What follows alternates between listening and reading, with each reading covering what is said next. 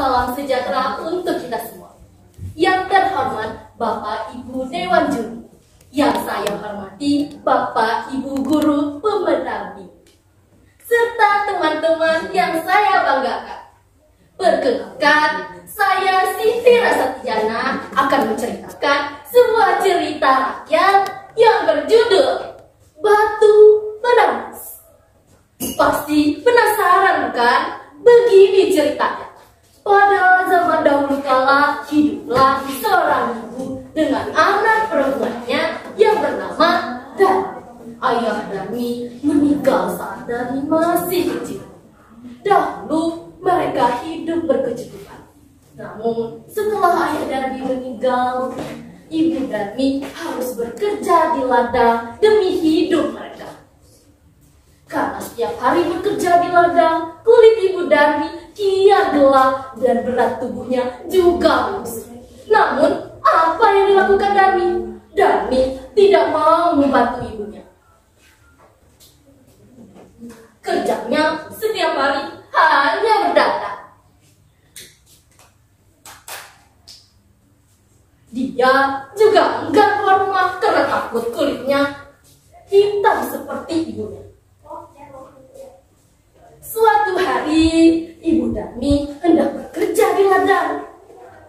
Ia akan pulang sore hari, sebab musim panen telah tiba. Ibu Darmi berkata, "Darmi, bisakah kau memasak hari ini, nak? Ibu tidak bisa pulang siang ini karena harus menyelesaikan panen kita. Jika sudah selesai memasak, bisakah kau mengantar makanan ke ladang ibu, nak?" Darmi yang sedang berdandan terkejut. "Hah? Gak mau, Bu. Nanti kalau aku masak dan anakku luntur, lalu kalau aku mengantar makanan ke ladang, nanti kulitku hitam. Aku kan habis luluran." Ibu Darmi yang mendengarnya menggeleng-gelengkan kepala sedih. Di ladang, ibu Darmi bekerja. Dia mengumpulkan hasil panen. Besok, ia akan menjualnya ke pasar.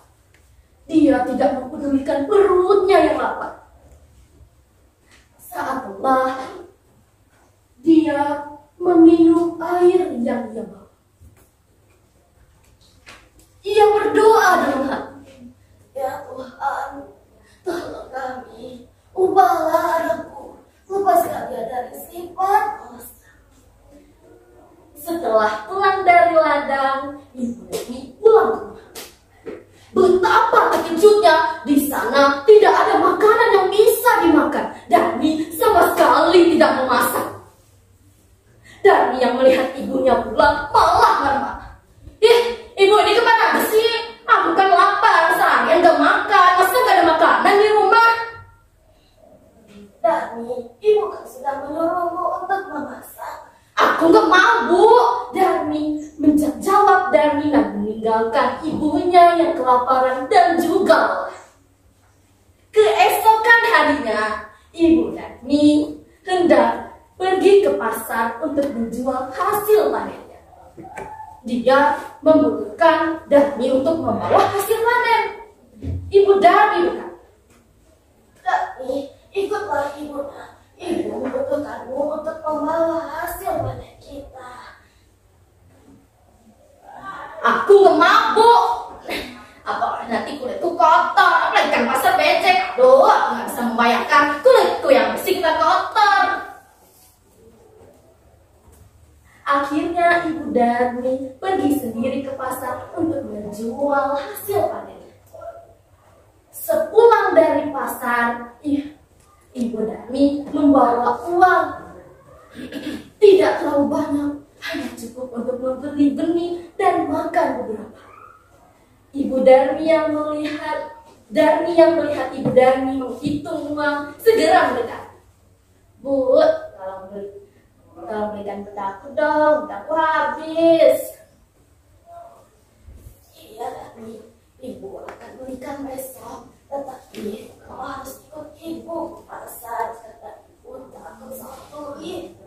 Akhirnya dengan Darmi. Dengan terpaksa Darmi ikut ibunya ke pasar. Tetapi Darmi berbisik pada ibunya. Bu, jalannya jangan berdampingan, ibu di belakang saja. Kenapa Darmi? Jelas, pokoknya ibu di belakang saja. Darmi sebenarnya malu dengan ibunya yang berkulit kotor dan wajah yang tak terawat. Tiba-tiba Darmi bertemu dengan seorang temannya. Hai Darmi, kamu mau kemana? Aku mau ke pasar. Dan teman Darmi yang melihat ibunya pun dengan pandangan bertanya, dia siapa Darmi? Ibumu ya. Darmi yang tidak mau temannya mengetahui bahwa dia mempunyai ibu yang kotor dan juga jelek seram jauh. Oh, dia membantuku. Tentu saja kan ibu. Amin deh. Betapa sedih Darmi mendengarnya, tapi hanya ditahan di dalam hati. Setelah itu mereka melanjutkan perjalanan. Sampailah Darmi dan ibunya di pasar. Saat memasuki pasar, lagi-lagi Darmi bertemu dengan temannya, yaitu seorang lelaki. Darmi, tumben kau ke pasar. Siapa yang berada di belakangmu? Apa dia ibumu? Bukan, dia bukan ibuku, dia pembantuku. Betapa sedih Darmi mendengar. Dia sudah tak tahan lagi. Dia pun meneteskan air matanya.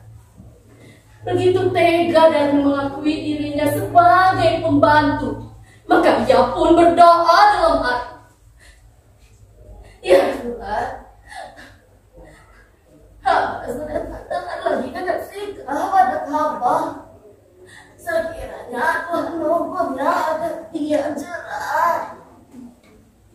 Setelah ibu Darmi berdoa, Darmi pun tiba-tiba menjerit. Ada apa dengan kakiku? Kenapa tidak bisa digerakkan lagi? Ibu! Darmi menjerit merintis. Ibu Darmi menangis pilu. Maafkan ibu dah. Ibu, maafkan ibu karena ibu sudah tidak tahan dengan perilakumu terhadap ibu. Darmi merintis dan meminta ampun. Ibu, ampuni aku. Aku tidak akan mengulangi lagi.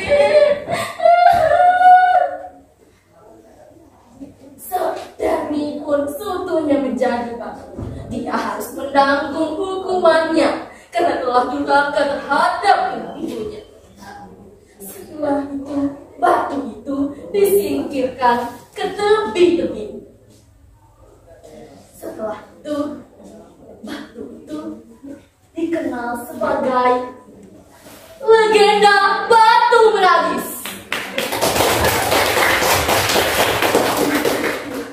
Demikian dari cerita saya. Mohon maaf jika ada kesalahan.